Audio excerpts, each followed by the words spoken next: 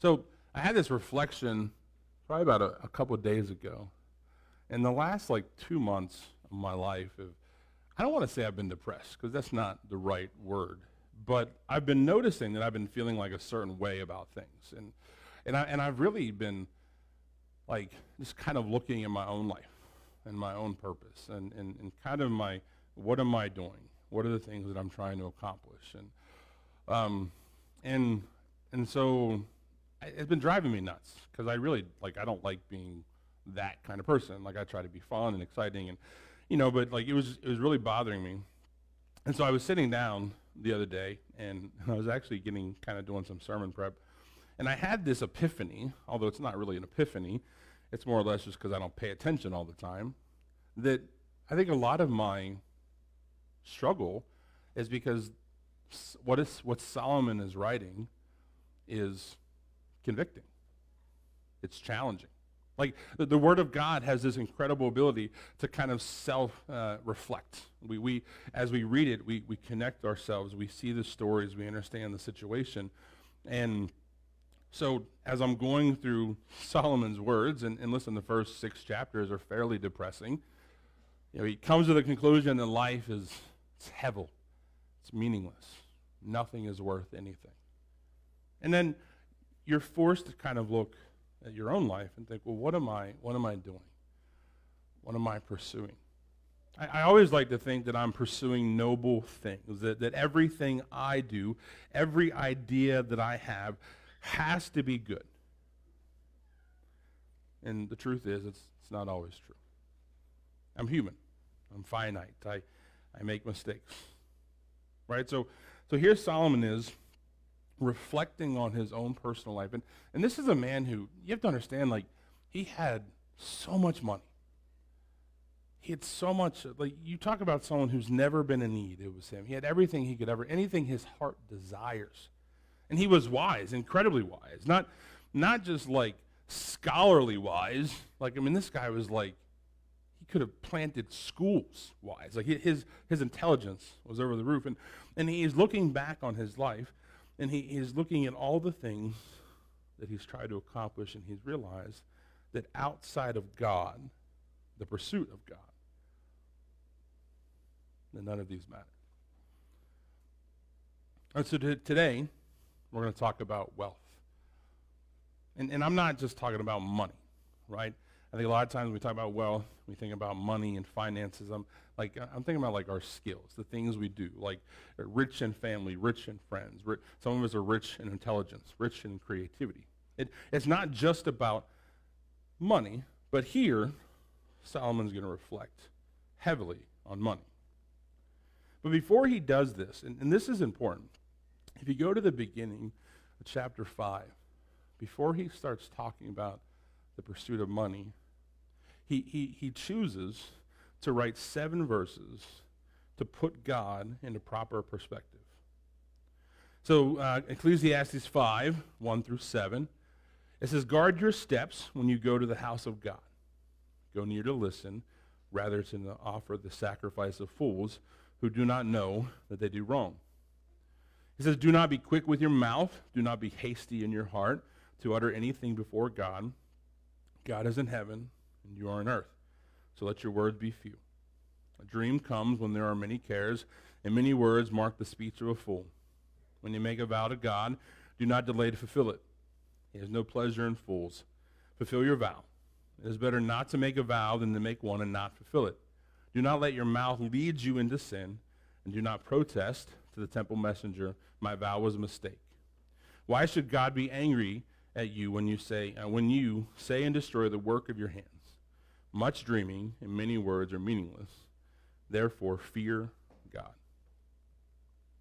So he starts out he's talking about the temple. Solomon built the greatest temple that ever existed. David wasn't able to do it. Solomon, in all of his wisdom and wealth, did. And temple life was important. It's where you found God. It was a place, it was a location. And Solomon is saying, listen, as you approach the temple, and he doesn't even say temple, he says, as you approach God, guard your steps. Watch what you say. Understand that he is above and you are below. And I think it's such an interesting point that he starts here, because I think that culturally we've seen kind of a weird shift, right? So when you go back to the time of Jesus, the problem the Pharisees had is they made God almost unapproachable, right? They had all these rules. We've talked about this before, 630 some rules that you had to follow. You had to dress a certain way, be a certain way, act a certain way, and if you couldn't do these things, you weren't allowed in. So many people were almost ostracized. God seemed like an idea, not a reality. And then Jesus came along. And Jesus shows us that he really has a problem with that, because he wants people to understand that God is relational. And so here you have the Son of God sitting with sinners, eating meals with them, touching lepers, healing the blind, healing on the Sabbath. He's doing all of the things the Pharisees refused to do, because the Pharisees had made God unattainable. And then Jesus shows up, and he actually upsets the balance. And then now, culturally, we're at a place where, and I don't know how to say this lightly, but like, it's not that Jesus didn't make God approachable, because he is. That's what makes God unique. He's relational. But we've almost lost the reverence of who God is. We treat him so much like a friend sometimes that we forget that he's holy and he's perfect and he's righteous. And as Solomon says, that he sits in the heavens as you and I sit below on the earth. And so he says, as you approach God, guard your steps. Be aware of what you say. Be aware of what you do. Be aware as you approach God that you are speaking to the one who rises above you. You are speaking to the one who always was and always will be. You are speaking to the one who created you. Yes, he loves you. He has a relationship with you, but he is still God. And so with that lack of reverence, I feel like we also have reached a culture that there's a lack of obedience. So many people they look at the scriptures and they think, hey, this is a really good self-help book. I don't really have to do what this says. We have churches that and listen, I'm no way trying to come at churches, because as someone who, I've been playing music since I was 15 years old, right? Worship music is a huge part of my life. It always has been. The right song can change my whole day, right? The right experience, the right emotional response to the worship of God is healthy. It's supposed to be. God gave us emotions. Listen, I am 100% convinced when we get to heaven, we are not going to all stand there in the presence of God and go, hallelujah. Like, it'd be boring. And I hope that I'm next to someone who is, because I'm going to, like, kick them nicely, like, sing, like, you know. But there's nothing wrong with having an emotional response, but the problem is we chase that sometimes, that emotional high. And so if we don't experience God at an emotional level, then we think and we assume that God's not there, and that's just not true. God doesn't change. He's not. Right? And so Solomon is saying, as you approach God, remember who he is. Remember that he's sovereign. Remember that reverence and the worship of God comes with acts of obedience. It's not just about, do I feel him all the time? Because you guys can probably attest to this. The longer you're a Christian, there are moments in life when I don't feel God very much. But it doesn't change anything for me. It shouldn't. Right? And so Solomon lays this out, and then now he's about to get into the conversation of wealth, which is a hard one. Let me tell you that the one thing that almost any conversations I ever hear is people hate when churches talk about money. And I get it. It can be kind of frustrating, but I promise you, they're not trying to buy me a jet, okay? No one's buying me a jet. We're not talking about money for the sake of me to ride around in the nice cars or to live in a $10 mansion. We're talking about money in the sense of God has given us resources, and the resources he has given us are supposed to be used for his benefit, his glory. When John D. Rockefeller, one of the wealthiest men in history, someone asked him once, how much money is enough? His reply is, just a little bit more. John D. Rockefeller died in 1937, and his net worth at the time was $1.4 billion. In today's world, he would be sitting about $24 billion. So one of the wealthy, he owned 1.5% of the entire U.S. economy. And when asked about money, his response was, I just need a little more. It's interesting, right? What the pursuit of money does. And everything that he had, almost like Solomon, his reflection is it's not enough. Now look at Solomon. By conservative estimates, Solomon's wealth today would be about $2 trillion. $2 trillion. Can you even fathom $2 trillion? And so Solomon has so much money, so much gold, so much wealth. And when he reflects back on his life, and if someone were to ask him the same question, how much money is enough? As we read through Ecclesiastes 5, his answer is not money, not more money, but more God. That's what he says. That's the conclusion that he's going to come to. It's not more money. I have more money, but for some reason I'm lacking God. So Ecclesiastes 5, 8 through 20 says, if you see the poor oppressed in a district, and justice and rights denied, do not be surprised at such things. For one official is eyed by a higher one, and over them both are others higher still. The increase from the land is taken by all. The king himself profits from the fields. If that doesn't speak to the truth of the life we live in, those who sit at the top keep getting more. Verse 10, it says, whoever loves money never has enough. Whoever loves wealth is never satisfied with their income. This too is meaningless. As goods increase, so do those who consume them. And what benefits are they to the owners except to feast their eyes on them? The sleep of a laborer is sweet, whether they eat little or much. But as for the rich, their abundance permits them no sleep. I have seen a grievous evil under the sun, wealth hoarded to the harm of its owner, or wealth lost through some misfortune, so that when they have children, there's nothing left for them to inherit. Everyone comes naked from their mother's womb, and as everyone comes, so they depart. They take nothing from their toil that they can carry in their hands. This too is a grievous evil. As everyone comes, so they depart, and what do they gain, since they toil for the wind? All their days they eat in darkness, with great frustration, affliction, and anger.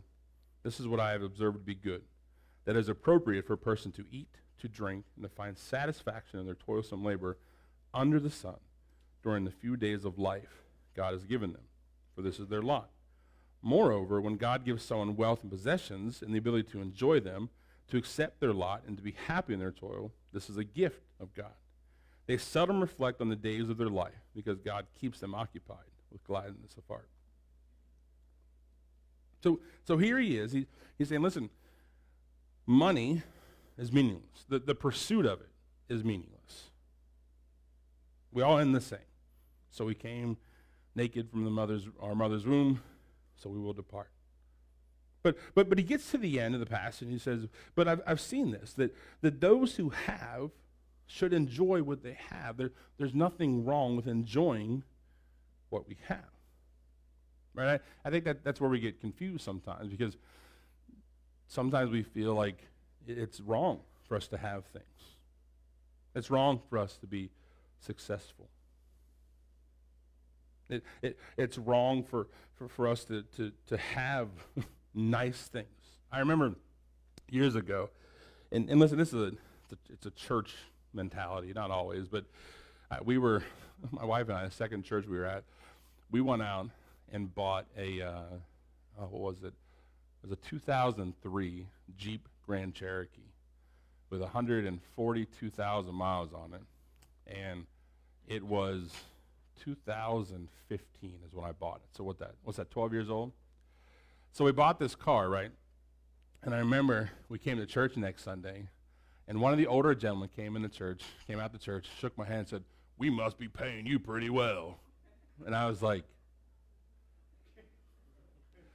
"What?" He's like, "Well, you clearly can buy nice cars." And I'm like, yeah, it's 12 years old and has 150,000 miles on it. So you must be going good for yourself. Good for you. And I'm like, I was kind of baffled. I'm like, first off, thanks for paying attention to what I drive. I appreciate that. But there was this weird mentality that, like, well, you're in ministry. You got to be poor.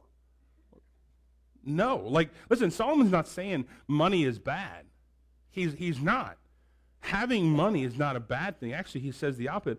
He said if God has blessed you and given you more than others, eat, drink, and find satisfaction in it. But understand that that's from God. It's not yours. It's been loaned to you. Everything you have is because God has allowed it to happen. What he says is, the pursuit of money is meaningless. Chasing after it so much so that you miss out on your life. You miss out on opportunities. That according to Harvard psychologist Daniel Gilbert, economists and psychologists have spent, listen, I found this to be a fascinating study, spent decades studying the relation between wealth and happiness, and have generally concluded that wealth increases human happiness when, and only when, it lifts people out of abject poverty and into the middle class, but that it does little to increase happiness thereafter. That's such a fascinating idea because, like, one, Solomon is saying this, but psychology is proving that having more money doesn't make you happier. It doesn't. It never will. If anything, it lacks. Rockefeller said it. All I need is more.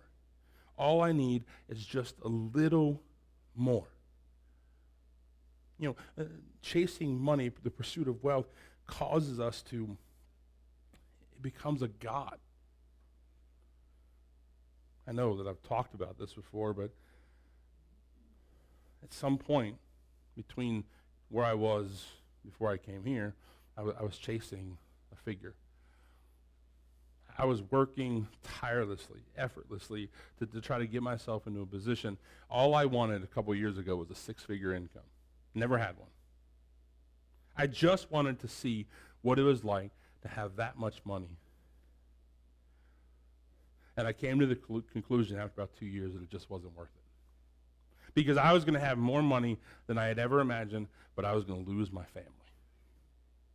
Danny and I were in a bad spot. I never saw my kids. When we first moved here, the first conversation she had about a month after we got here was like, "I'm really happy that I don't have to protect the kids from you anymore." And I was like, "Hold on." I was like, what? It's like, "I've never hurt our kids." She's like, "I know." But she's like, "You would come home from work and you were so stressed out that the smallest little inconvenience from them, you were screaming." The pursuit of wealth is meaningless. It doesn't bring joy. It doesn't bring satisfaction. It never will. It can't. So the question is what do we do with what God has given us? Because that's what Solomon is wrestling with. He says, listen, whether wealthy or poor, everything you have belongs to God. And I need to say that because there are people who read this passage and think, well, if I just have a lot of money, then this is talking to me. No, he's talking about everything. Because wealth looks different for everyone, right? The idea of being wealthy. You and I live in a country where most of us are considered wealthy compared to everyone else. I mean, think about it. Rockefeller in 1937 controlled 1.5% of the world's wealth. We have more now than we've ever had before, even if we feel like we don't. And again, Solomon is saying, listen, everything you have belongs to God. So whatever he's given you, enjoy it.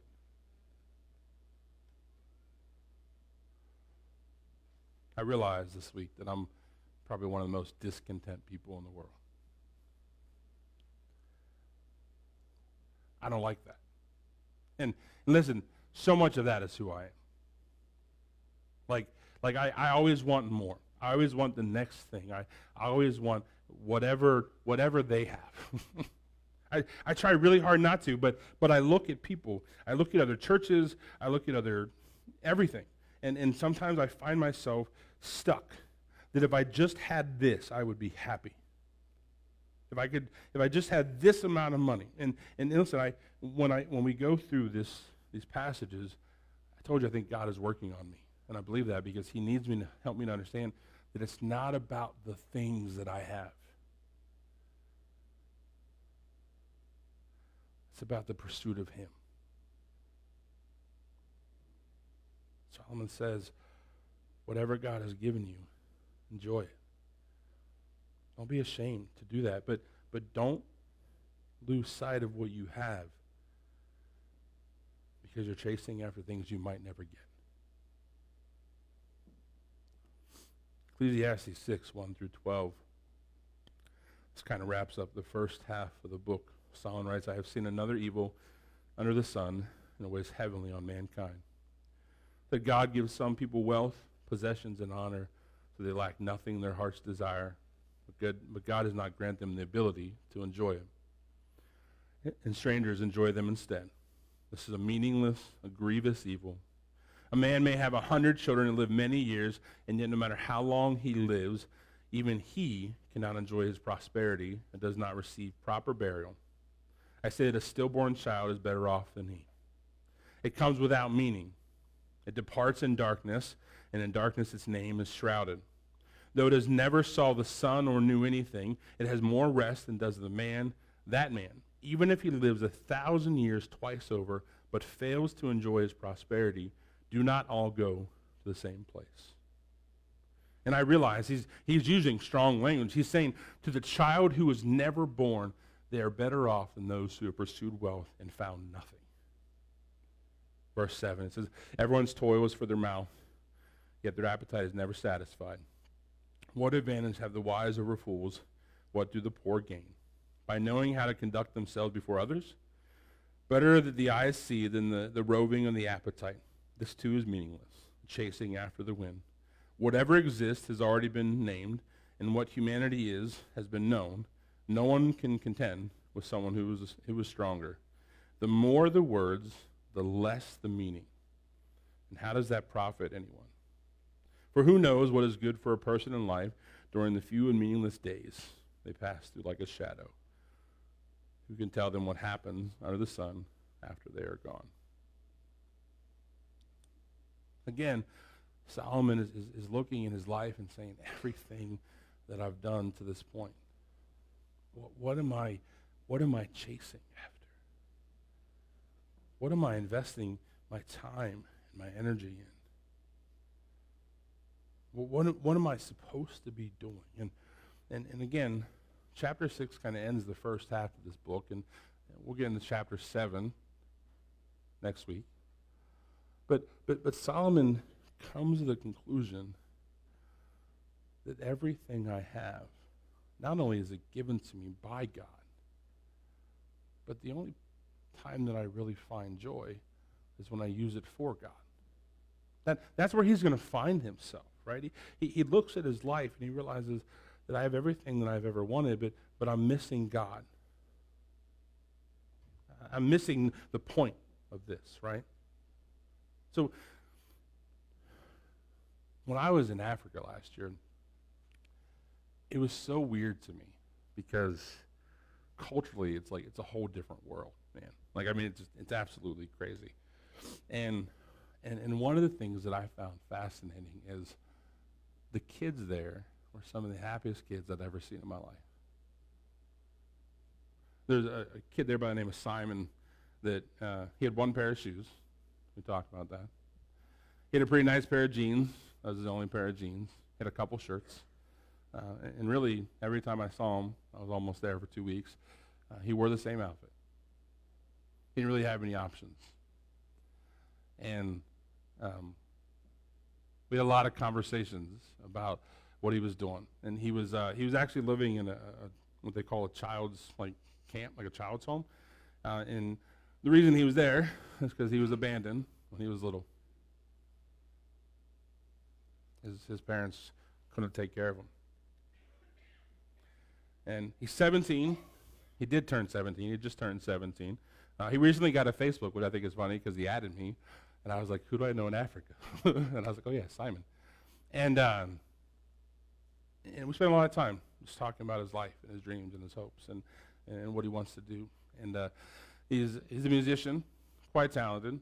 He writes rap. It's not my thing, but he's really good at it. And but every day, in the circumstance that he was in, I saw a kid who was just genuinely happy. He knew that he had 3 meals a day. He knew that he had a nice place to sleep. And he took really good care of his shoes. I remember that because there's a lot of dirt where we are, and he always had a rag, and he was walking around wiping his shoes off as he went. But he valued what he had because it wasn't much. And then you come back and you see people who have more than they need. You see people that have so much.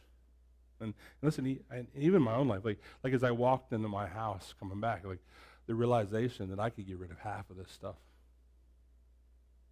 And again, Solomon in his pursuit is not saying having things is bad. What he's saying is don't forget that they're not yours anyways. Enjoy what God has given you. Enjoy the things that you have. Use them for the purposes of God. Use them for his kingdom, to bring people to the knowledge of him.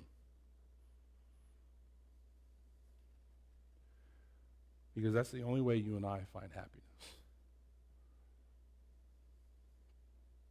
There's a missionary by the name of Jim Elliot. If you've ever seen The End of the Spear, I think it came out in 2005. Jim Elliot was a missionary. He was born in Portland, Oregon. He grew up in a Christian family. He went to Wheaton College. I thought it was cool. And he decided to do mission work. So in the early 1950s, Elliot and his wife Elizabeth moved to Ecuador to share the gospel with an indigenous tribe. His particular focus was the Huarani, then called the Aka, a people group known for being hostile to outsiders.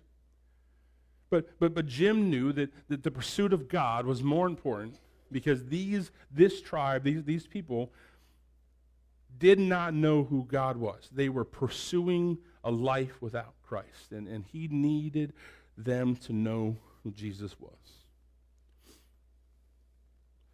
So, in January of 1956, Jim and 4 other missionaries, gentlemen's names were Nate Saint, Ed McCauley, Peter Fleming, and Roger Udarian. They attempted direct contact with the Huarani people, and shortly after landing near the river, as soon as they landed, as they got out, they were speared to death. Jim was 28 years old. These men were doing everything they could to take the gospel to the world that did not know it. And in the process, they died.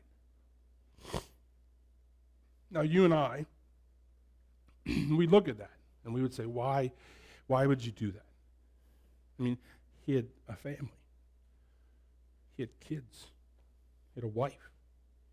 Why would you sacrifice for an opportunity to share the gospel with people that you knew could possibly kill you? In his journal that they found, he wrote this. He said, "He is no fool who gives what he cannot keep to gain what he cannot lose."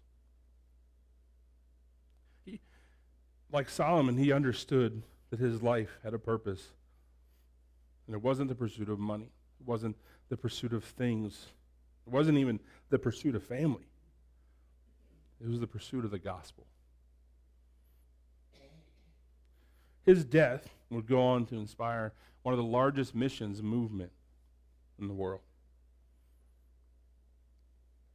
His wife, Elizabeth, would eventually go back and live among the Harari people. She took her daughter, and because of his faith and because of her faith, many in that tribe came to faith in Christ. There's even a gentleman who was part of that village that actually baptized Jim's daughter later on in life. It said, "He is no fool who gives what he cannot keep to gain what he cannot lose." Solomon understood that chasing after wealth is a vain pursuit. It doesn't satisfy. If anything, having more money creates problems. He says, listen, enjoy it. Enjoy what God has given you. There's nothing wrong with that. But the pursuit of God is more important than the things you have.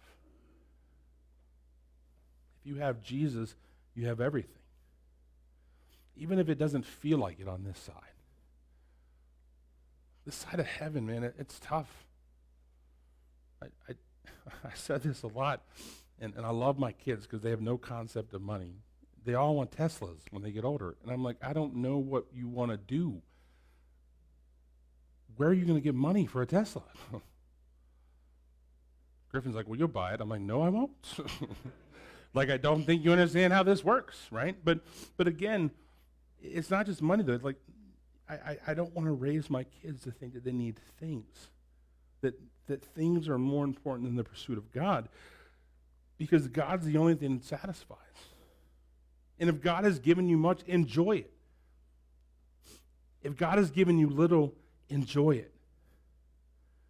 But don't lose sight of him. Don't lose sight of the pursuit of him. In the end, all that really matters is the pursuit of the one who created us. Everything else already belongs to him. It's all his. All the money in the world, every possession, even our closest relationships, eventually will fade away. There's nothing wrong with enjoying the things that God has given us. That's what we're supposed to do. God gives them to us for our enjoyment. But he also gives us all the things we have so that we can further the pursuit of him. When we talk about money in churches, it's a sore subject, and I get it. There's a lot of people out there. Like, there's a lot of people who abuse it. The health and wealth, prosperity gospel, and we tell people if you give $100, you'll walk out here with 1,000. Listen, the only way you walk out of here with 1,000 is if you rob the offering plate. Don't be that person. Right, but we talk about the church culture is we just keep giving. Listen, I believe giving to the church matters. Not for me though, because I think that the giving to the kingdom of God, the giving to a church in general, is important to further the kingdom of God. Because the more resources we have, the more lives we can change. The bigger impact we can have It's not about look at us, look at what we have. Even like when we talk about this, we're praying and trusting God for what's coming next with our own building, right? None of that is for us. We are not building a building to say that Refocus Christian Church built a building. We are building a building so we can have more space so that more people can find Jesus. That has to be our pursuit of all things. Everything God has given us, even here, in this place, is for his glory, his kingdom. All of this is on loan to us. The pursuit of money is meaningless. The pursuit of God is priceless. Let's pray.